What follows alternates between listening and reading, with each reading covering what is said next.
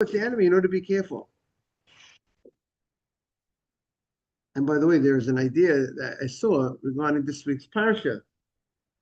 You were on last night, no? I don't know. Yeah. That, Korach stands up against Moshe. And Moshe says, you know what?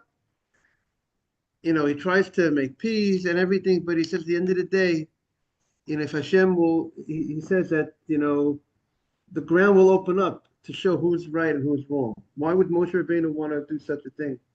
To say that the ground will open up, the people will die. It's not in sync with the common way Moshe Rabbeinu does things. He's trying always to defend the Jewish people.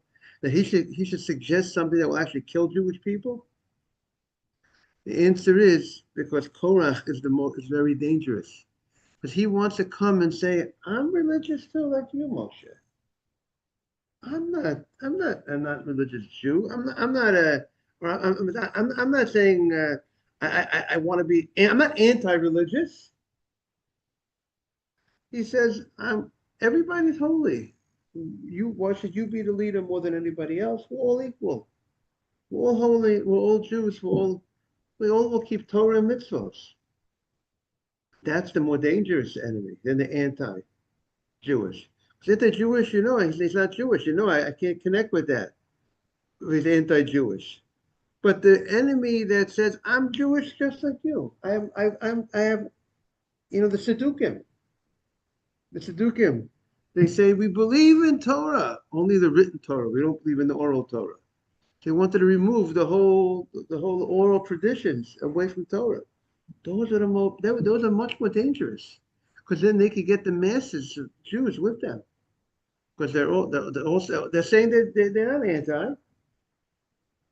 How do you like that? And that's why Moshe Sternbach said that idea. That's why Moshe Rabbeinu says, you know what, morning Simon, Hashem might have to swallow these people up, make that statement that um, people shouldn't follow them. So therefore, even today, they talk about the fact that sometimes you have people that are not religious, but they're not religious because they don't know, they never were educated. But then you have kids that think there's all different people that say this is Judaism, this type of Judaism, Reconstructionist Judaism. There's all these different things that they label as Judaism. So people are fooled and they think I'm practicing Judaism. So as if they say I don't have to do anything more. I got it. What do you in the Kirov world, in the world of trying to encourage Jews to come back and to keep Shabbos and to live a life of Torah, there is a discussion. Maybe a debate or a discussion on the table. Who is easier to help them become Shomer Shabbat? What type of person, what type of young man or woman is easier to encourage to grow to become a Torah Jew? A person who never was brought up with Judaism at all, Jewish, or a person who was brought up Reform? That's why the converts are so truly into it. So the question is right, because they knew nothing, and now they think, but you want to talk to them, they say, I don't know anything, you're educating me. But then when you take the Reform Jew, they say, what do you mean? I know what Judaism is all about. You're telling me what Judaism is about? You want to encourage me to keep Shabbos? What do you mean? This is Judaism just like your Judaism. Wait, my Judaism is just as good as your Judaism. So there's a debate. There's a discussion. Who is easier to encourage and who's not? And it's those leaders of those movements that are the ones that are really to blame. It's not the young man or woman who goes to Reform Temple. They don't know. They don't know better. But it's the leaders of these movements that that are really to blame. because they are leading the people astray.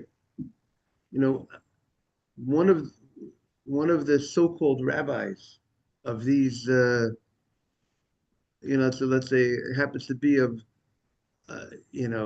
one of these movements. Someone I know is involved with them, and he asked one of the rabbis in the movement. The question was, if you buy your utensils from a non-Jew, do you need to dip it in the mikveh? Right? You buy silverware from a non-Jew. So one of the rabbis from one of these movements, conservative, happens to be a conservative movement. A rabbi from one of these movements said to the person, you don't need to dip it in the mikveh because it's new. But that's not true. In the Shulchan Aruch, in the Kitta Shulchan Aruch, Code of Jewish Law, everywhere it says, it's clear that if you buy utensil, silverware, metal, glass from a non-Jew, even though it's new, you still got to dip it in a mikveh. But they don't know. They don't know basic Jewish law, and they think they're doing everything right. And this is a story that just happened recently. So I'm really, you know, okay, but that's a story. We have to our job is to educate, to show the true Judy, show the beauty of Judaism, and educate them on what's these people should do the right thing and come back to the tradition. Good morning, Asaf. Okay, we just got it. We got into a little interesting discussion. Now we are on Chav Gimel. We are on 23a. We were discussing the issue regarding Hanukkah, regarding what is the key mitzvah? What is the main mitzvah? Is it the lighting of the menorah, or is it the placement of the menorah? And we said that one of the practical difference would be if a cheresh shota katan, if a deaf mute or retarded person or even a minor does not have the same level obligation as an adult, even though we train minors to do mitzvahs. But if any of those would go ahead and light the menorah, and then these are people that don't have the same level, the deaf mute and let's say and the retarded person have no obligation. So if the lighting is the key element of the mitzvah, so if they lit it and then the owner of the house, the father, put the menorah down in the right spot outside, it won't, or even if it was outside, it was outside in the right spot and they lit it, it's not kosher because the lighting is the main mitzvah. But if the mitzvah is the placement, so if they went ahead and they lit it, let's say they lit it, and then the owner of the house put it down, he placed it, so it was placed by a person who's obligated, then it would be good, according to the opinion that says the placement is the main mitzvah. So the Gemara is going to prove that the key element of the mitzvah is the lighting. Even though, yes, the placement is, you have to publicize it, but it's not the same level of the mitzvah. Good morning. It's 6:30 and 7:30 and 8 o'clock. If you want to wait 7:30, very good. So that you're welcome. The 7:30 minyan will be upstairs, and 6:30 is now upstairs. There's a ladies section if you want. Yeah. And if you want, okay. Okay. So that's what the Gemara is going to prove. So the Gemara says like this. We said Toshma, the bottom of 22b, we said Toshma. The Amr Rabbi Yeshua ben Levi, now on the top of 23a. Ashashit shehoita deleket v'alechet kolayim kulo. You had a glass lantern, and it was lit from before Shabbat. It was lit on a Friday afternoon, and it was burning. You had a lot of oil in there. Rashi says there was a kli gadol. It was a very big lantern. you got a lot of oil in there, and it lit all the way until Saturday night.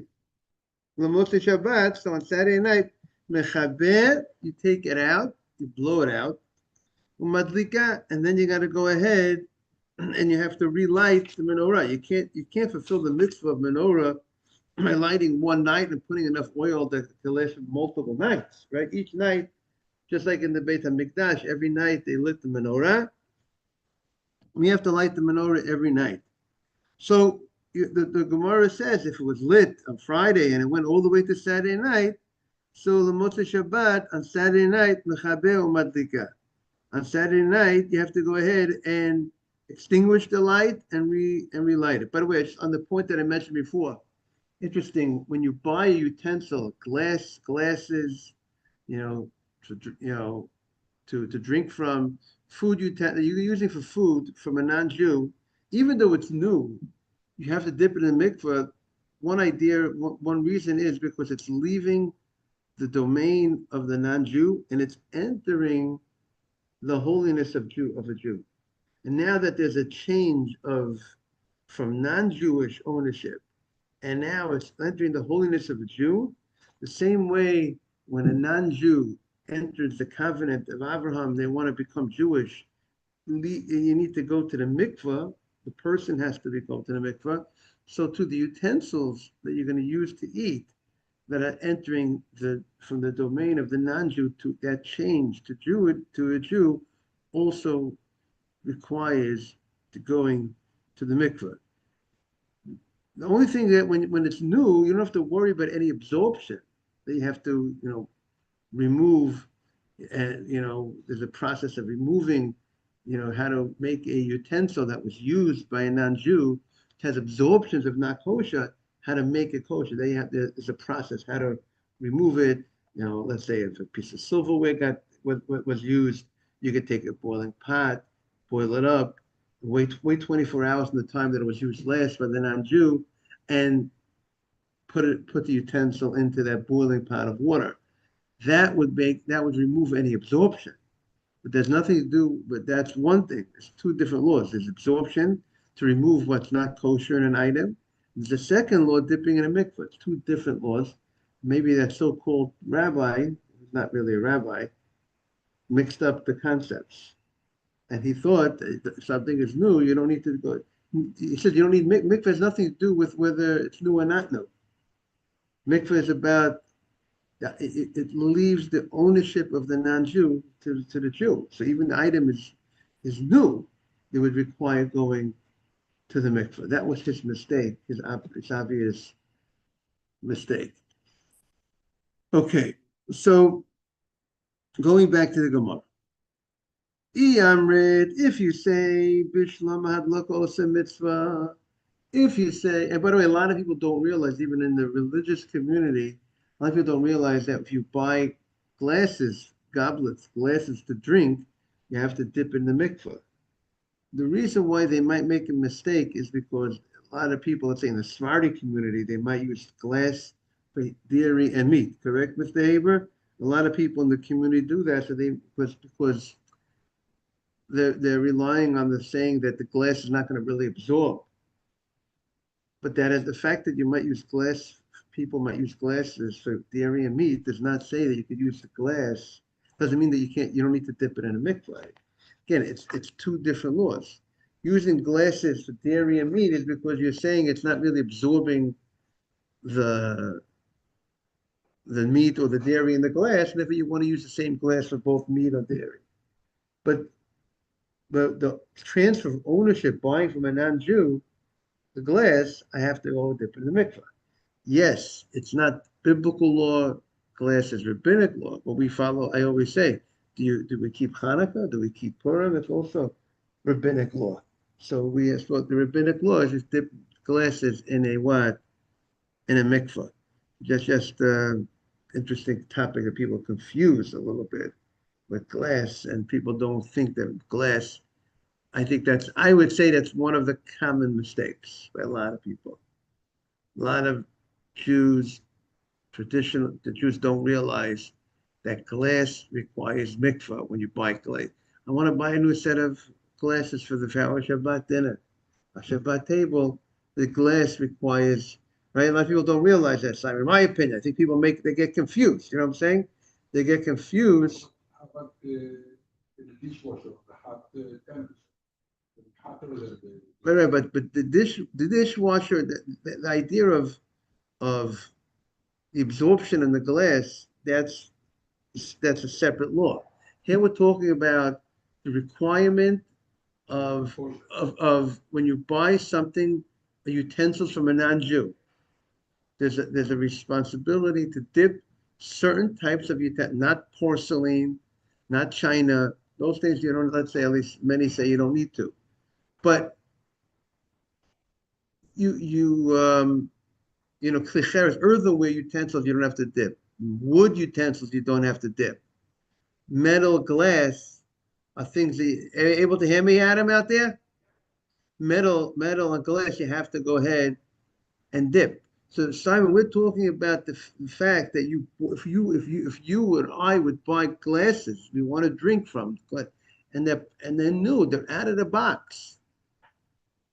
I have to dip it in the mikvah. That's a law that I think a lot of people. Adam, you see where the confusion is, when it comes to glasses, because there's two laws. There's absorption laws and there's mikvah laws. They're totally different. If a guy goes in and buys used silverware from a non-Jew, dipping in the mikvah is only one of the things he needs to do.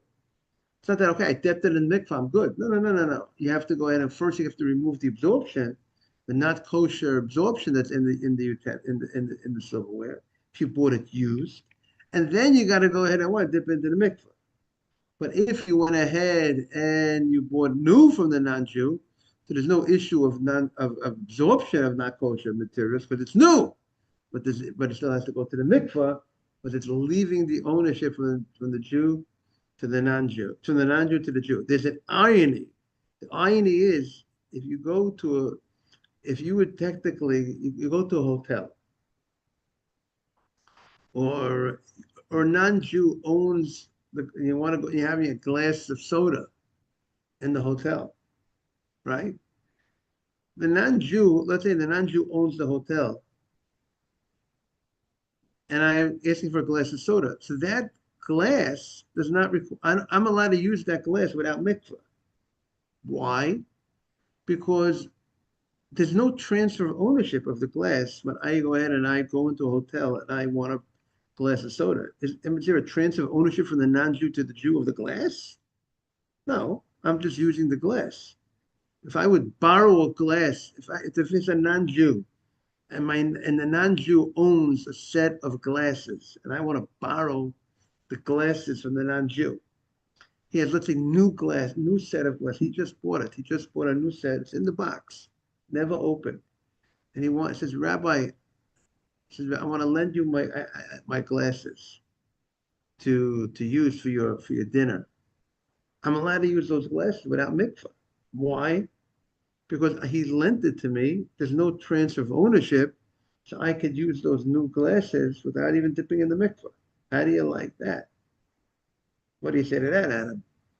It makes sense. There's no transfer of ownership, and there's no issue of absorption. So I'm good to go. Therefore, there's no issue going to these hotels and going to use the glasses without the dipping. There's a whole discussion, or Vadi Yosef has a whole discussion about a restaurant. If you open up a kosher restaurant, Mr. Haber, and you have to dip all the utensils in the mikvah. You're Jewish, so you would say, and all the utensils you bought from a non-Jew. Where's all the silver from China, right? So you would say, Rabbi, why not? Shouldn't you be obligated? You should be obligated, but there is an opinion of leniency when it's not made for personal use, when it's made for commercial use. And so he has a whole discussion about them. I mean, obviously, I would say it's definitely better for them to dip it in the mikvah, but if they didn't dip it in the mikvah, there might be an allowance you to go to eat at that restaurant, you might be able to rely on the opinion that might say that's not that you might not be necessary to dip commercial things that are not made for personal use. Um, so that's something that to think about. Okay, so back to our Gemara. So the Gemara is like this. We are now on 23a1, 5 lines from the top of the page, first column. If you say Hadlaka Osa Mitzvah, if you say that the lighting does the mitzvah, that's the main mitzvah. The main mitzvah is the lighting. Shapir. So now I understand why if Motzei Shabbat, Saturday night comes, I have to, what do I got to do to this lantern that I was using for a menorah? I just got to go ahead and extinguish it and relight it.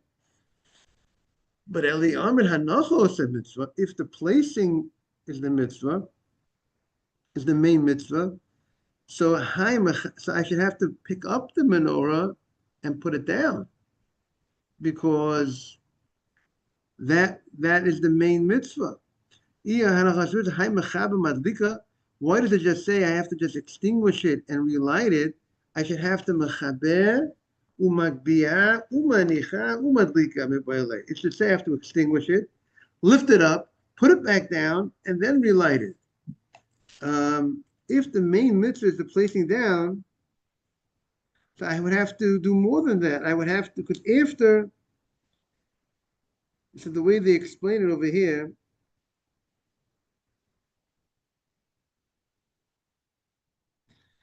is that after it was burning the whole day, and there's still oil to continue the burning, I have to stop it and I have to stop it, and because I have to stop because now it's not able now to be used for mitzvah because at this moment when it's still burning from Friday afternoon to Saturday night, it can't be used for mitzvah because I have to relight it. I have to do something. So therefore, in general, meaning even if you hold, see, they're pointing out the following. If you hold the placing, what the opinion says the placing does the mitzvah, is the mitzvah.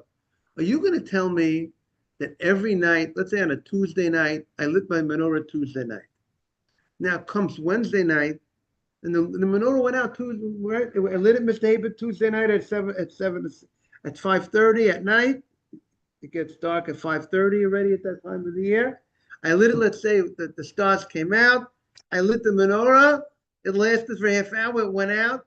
Now, next night, the following night, I'm going to light the menorah again. So according to the opinion that says the placement does the mitzvah, would he require me to pick up the menorah and then put it back down? No. I would not have to pick up the menorah and put it back down, even if placement will do the mitzvah, it's the main mitzvah. But over here, they want to say that since it was lit the whole day, and the menorah was keeping on going, you would have to go ahead. Just putting out the menorah would not be enough. You would have to do more. That's what they want to suggest over here. But since it was burning the whole day and it kept on going till the nighttime, and there's still oil to continue burning, I have to do something, a much more real action to make that will consider it sufficient for the mitzvah. So therefore, in this type of situation, I have to actually extinguish it and lift it up and put it back down. So that's what they want to say.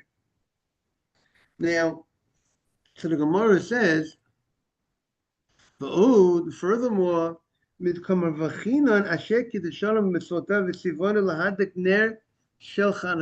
is the bracha on the menorah? The bracha on the menorah is lahadlik ner. Now the Sfardim say lahadlik ner Chanukah. Ashkenazim say lahadlik ner shel Chanukah. Right.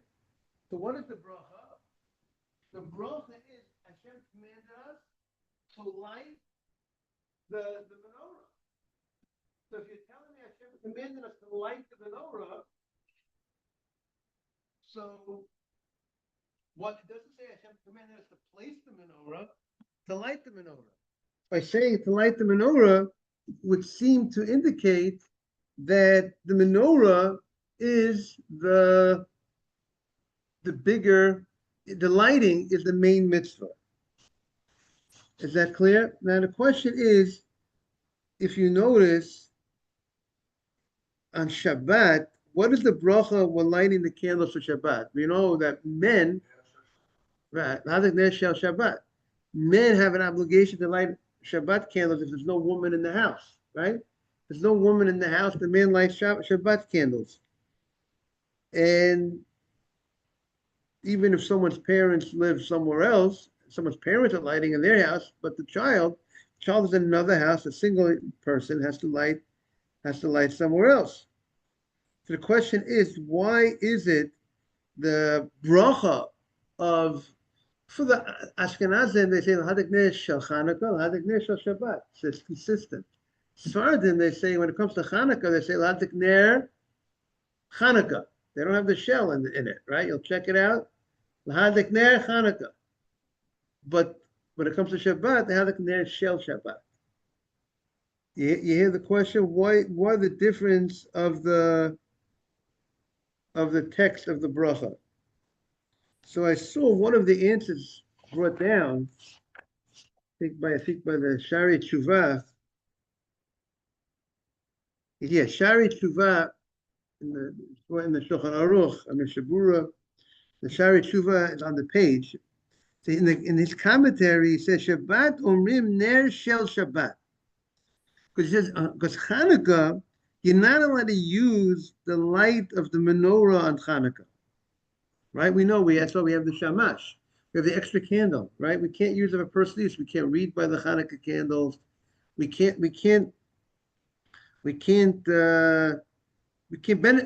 use it to light up the room, right?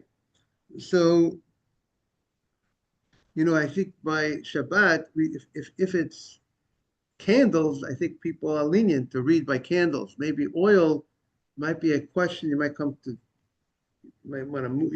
Might be other issues you might come to move it, but in general on Shabbat, the Shabbat candles are there to illuminate the room, to see where you're walking. It's there for use, for general use. And however, the Hanukkah you're not allowed to use for lighting purposes. So we say ner hadik ner Hanukkah to show us the light is it's ner Hanukkah. The whole light is for what purpose? One purpose only. Lahadik ner for Hanukkah. It's not for personal use. However, when it comes to Shabbat, it's not just ner. It's not only used for Shabbat.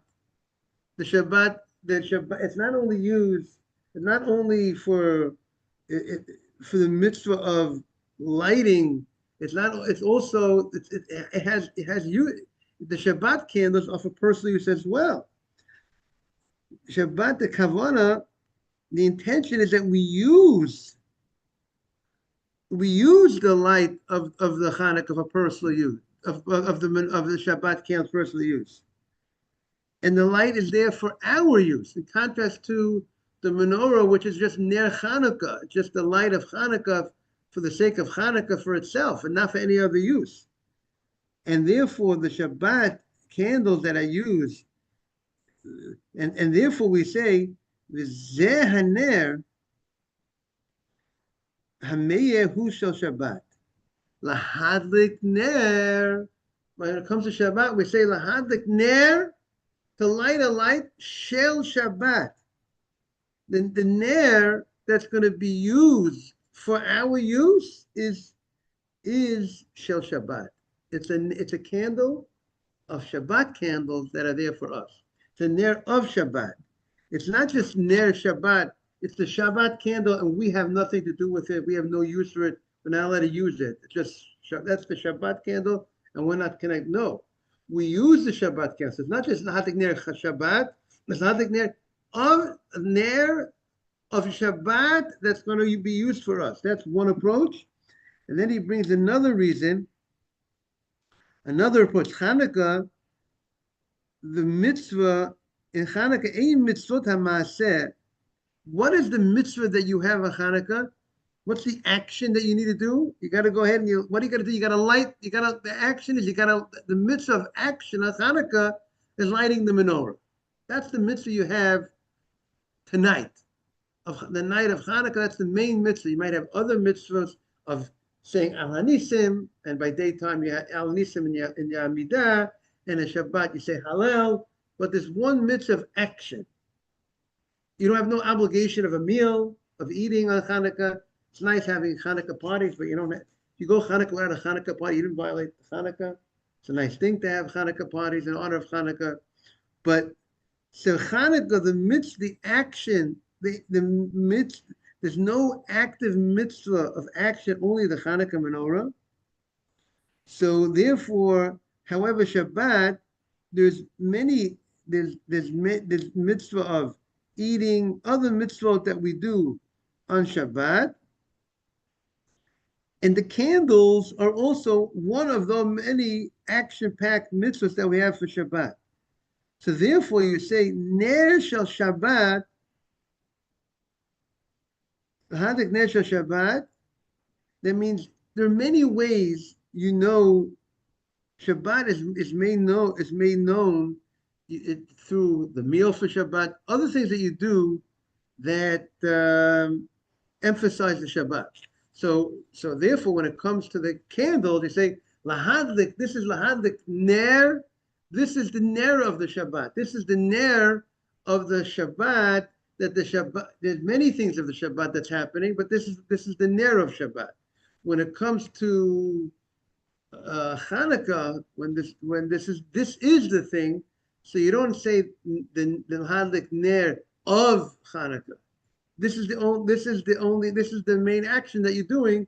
So therefore, you don't say it's not of, which seems like there's a whole lineup of things, of items, but there's only one. So you say this is Lahadik Ner Chanukah. That's the another approach. I just found it fascinating trying to understand why one has the shell Lahadik Ner Shel Chanukah or Shel Shabbat or Chanukah, the custom of the Sfardim is Lahadik Ner Chanukah. So the Gemara says, since we say the bracha Lahadik Ner, but the text of our Gemara is like the way the Ashkenazim do it, Lahadik Ner Shel Chanukah. At least the text that we have in our Gemara. Others have other texts. Since we say the bracha Lahadik Ner Shel Chanukah, Shema Minah, Hadlokos a mitzvah, the main mitzvah is the lighting, Shema Minah. Now that we say the lighting is the main mitzvah, so if a deaf mute or retarded or a child who's they don't have the obligation like the adult, even though we train them, if they lit the menorah, it's not kosher. It's not kosher. It has to be lit by someone who's obligated fully. Loss of lokum. However, God bless you, but Isha. But a woman is obligated in lighting the menorah. So Isha Vade Madlika, a lady could definitely light the menorah. And it's even brought down, sometimes there's opinions that say let's say if the husband's not coming home till later and the wife is home at the appropriate time for lighting, that she will light the menorah to cover him. There are opinions out there in the Sephardi community, that might say let her light and she'll cover the house. The Omer B'Shua ben Levi, Noshim Chayavot b'ner Chanukah. Women are obligated in their Chanukah. Sh'af Hei Hoiwa says, my mother's a widow. She lights the menorah. She's obligated in the menorah of Chanukah because they were also part of the miracle. We'll discuss tomorrow, Monday more. What does that mean? They were also part of the miracle. Okay, have a great day, everybody. Beautiful Shabbat. So we were on a lot of areas today, everybody, in our class. We got in about kashrut, mikveh, kalim,